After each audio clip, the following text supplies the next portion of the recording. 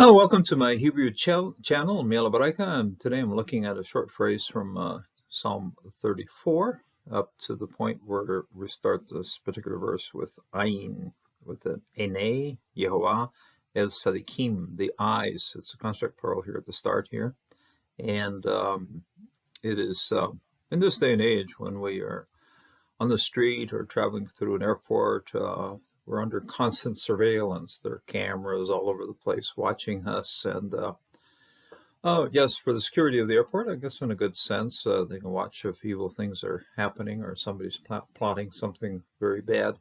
We would get some protection or help from that because there is that kind of surveillance. And cities in this day and age have found out that they have to install a lot of surveillance because there's a lot of evil things happening, and it's a good thing to be able to capture the people who are doing evil. So, but we also, for us, those who serve the Lord, those who are righteous, also have to know that the eyes of Jehovah are on us. So this is very much anthropomorphism. In other words, it isn't that we're going to think physically of Jehovah as having eyes. The eyes are there to see us. We are always under his surveillance. He's always looking over us. He's looking towards us for our protection. So some people feel, oh no, evasion of privacy. But no. This is for our good. The eyes of Jehovah are for our good. For those who are righteous, Jehovah most certainly watches us closely, and that's a good thing.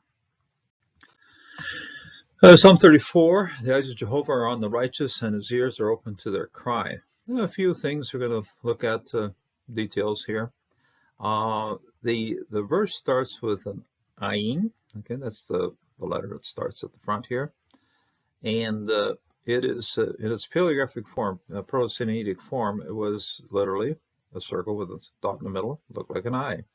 And even if you take this ayin right here and slope it over a little bit, it still looks like an eye. You still have to think of it as an eye. And so it's an A. This is the construct plural here. The eyes of Jehovah is Sadikim. Now, if you look carefully through the verse, there's not one verb in the middle of this verse.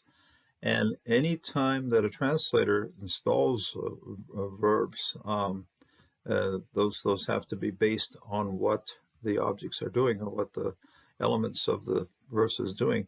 So when you have eyes, of course, those are see things. So now in predicate forms of you have eyes and then you have seeing something, we will install the word to be, or in this are. If you're looking for the word are over here, the verb, no, it isn't there. This is a very good Hebrew. Doesn't require that kind of verb in this place. And the same thing over here. Same again. They use are here, but neither one of these verbs is in the original. But so what this does is it makes, since there is no functioning verb here, it gives the passage a timeless sense. In other words, it gives the passage something that is constant for Jehovah. So without the verbs, nothing defining just when this had happened or is happening or will happen, we can think of it as in a very timeless sense. In other words, it's happened in the past, it's happening right now, will still happen in the future. And so, yeah, the eyes of Jehovah are constantly then on those who are righteous. The plural here, Al Sadikim and Oznaiv. This is a construct form here in plural with a suffix the pronouns, and a scene of that is Jehovah. His ears are on the cry, okay, to their cry. So this is to the righteous and to the cry that the righteous issue and the righteous are saying. So when we find ourselves in a time of stress, in a time of trial and so on, we cry out to the Lord, he most certainly places his attention on us via looking at us and listening to us. We can be very much assured of those two things from Jehovah. In the New Testament, we have in John 9, verse 31, this is the blind man that was given the vision. And they're asking, what's going on? And he replies in a very interesting, with a very interesting answer. He says, we know that God doesn't listen to sinners, but if anyone's God-fearing, tzaddikim, and does his will, he listens to him. In other words, when you're in prayer and you have lived a life of obedience to God, God most certainly pays attention. He looks to us and he listens to us.